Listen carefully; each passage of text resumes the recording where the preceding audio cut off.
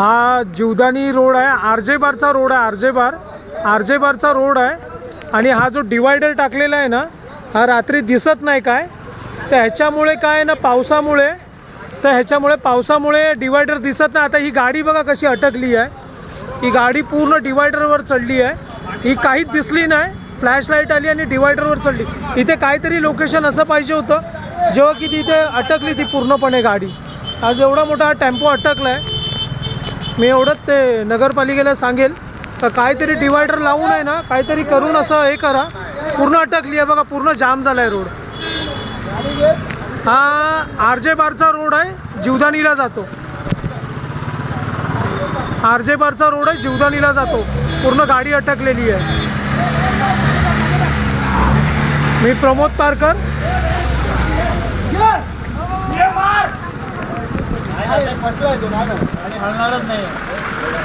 पूर्ण अटकली आहे, काही दिसलं नाही मुळे ती गाडी गेली, सामनेसून गाडी आली मुळे हा बघा पूर्ण डिवायडर दिसत नाही आहे, अख्खा डिवायडर दिसत नाही आहे पूर्ण बघा। आता पण पाऊस आहे,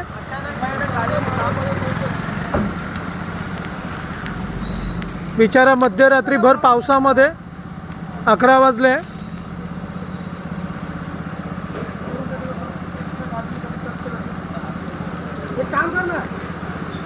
हे कसं झालंय मित्रा? आठवडी पण नाही आहे काय रे गाडी मध्ये तू आठवडीचे स्पीड ब्रेकर तोडला असतं तर बिचारा मागतोय स्टेपनी बिपनी, बिचारा पुरा रात्री एका ॲक्टिवावाल्याला वाचवण्यासाठी तो गेला, कपल होते बिचारा, सर्व लागले, सर्व व्हेकलवाले आले त्याला मदत करतात।